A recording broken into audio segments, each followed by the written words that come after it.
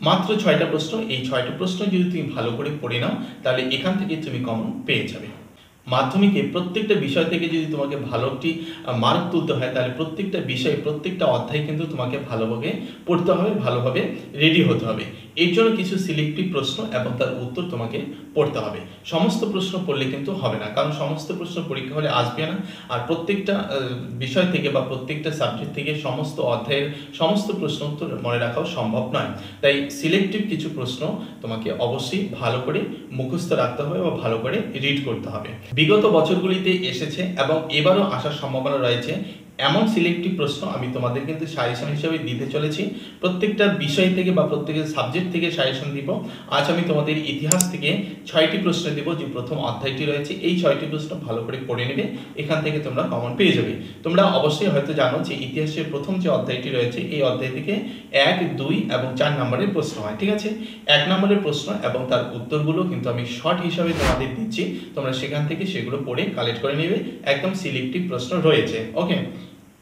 সেখানে H1 H2 করে short হিসাবে তোমরা এমসিকিউ প্রশ্ন এবং তার উত্তর সহকারে পেয়ে যাবে। সেই ক্লাসগুলি বা ভিডিওগুলি দেখে নেবে, ঠিক আছে। আজ আমি তোমাদের যেটা দিব সেটা হচ্ছে H1, এটাও রয়েছে, অর্থাৎ বড় প্রশ্নের জন্য যে সাজেশনটা তুলে ধরছি তোমরা সাজেশনটা স্ক্রিনে একবার দেখে নাও।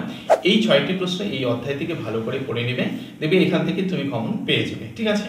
দেখো 2 এবং 4 নম্বর প্রশ্ন, মাধ্যমিক ফাইনাল সাজেশন 2024-25 ইতিহাস থেকে ভেরি ইম্পর্টেন্ট প্রশ্ন, এগুলো ভালো করে পড়ে নেবে। মাত্র 6টি প্রশ্ন রয়েছে, সেই 6টি প্রশ্ন ভালো করে পড়ে নেবে। 2 এবং 4 মার্কের জন্য তোমার এখান থেকে হয়ে যাবে, ঠিক আছে।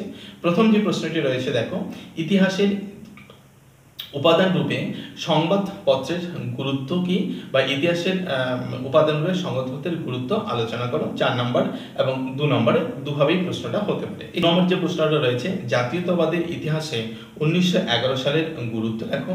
3 নম্বর যে প্রশ্নটা রয়েছে, সরকারি নথিপত্র বলতে কি বোঝায়। 4 নম্বর প্রশ্নটা রয়েছে, নারী ইতিহাসের উপর একটি টিকা লেখো বা সংক্ষিপ্ত নারী ইতিহাসের উপর একটি সংক্ষিপ্ত বিবরণ দাও। 5 নম্বরটি রয়েছে, সোম প্রকাশ অথবা বঙ্গদর্শন, মানে দুটোই ইম্পর্টেন্ট রয়েছে, দুটোর মধ্যে যে কোনো একটা এবার আসার পরীক্ষা আসার সম্ভাবনা কিন্তু প্রবলভাবে রয়েছে। বঙ্গদর্শন পত্রিকার বিষয়বস্তু কি ছিল সেটা লিখতে বলছে। 6 নম্বর যে প্রশ্নটি রয়েছে, আধুনিক ভারতের ইতিহাসের উপাদান হিসেবে সংবাদপত্র ও সাময়িক পত্রের গুরুত্ব লেখো। 5 নম্বর এবং 6 নম্বর যে প্রশ্নটা রয়েছে, এই 5 নম্বর এবং 6 নম্বর প্রশ্নটার মধ্যেই তোমরা অবশ্যই পরীক্ষা হলে একটি প্রশ্ন পেয়ে যাবে, ঠিক আছে। বাকি 4টা প্রশ্ন ইম্পর্টেন্ট রয়েছে, সুতরাং এই 6টি প্রশ্ন যদি তুমি পড়ো তাহলে 2 এবং 4 মার্কের জন্য আশা করি এখান থেকে তোমরা প্রশ্ন কমন পেয়ে যাবে।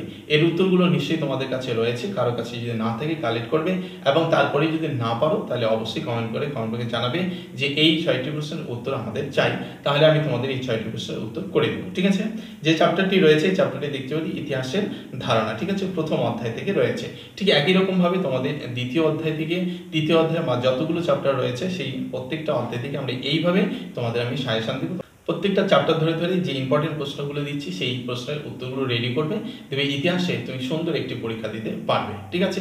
শেষে একটা কথাই বলবো, পরীক্ষা হলে যদি তোমাকে ভালো একটি মার্ক পেতে হয়, সুন্দর একটি পরীক্ষা দিতে হয়, তাহলে প্রত্যেকটা অধ্যায় ধরে প্রশ্ন উত্তর কিন্তু তোমাকে ভালো করে পড়তে হবে, ঠিক আছে। তো আশা করি বন্ধুরা ভিডিওটি তোমার ভালো লেগেছে। এইভাবে তোমাদের প্রত্যেকটা অধ্যায় বা সাবজেক্ট থেকে তোমাদের চ্যাপ্টার ধরে সাজেশনগুলো দিব, তোমরা এগুলো অবশ্যই পড়ে নেবে।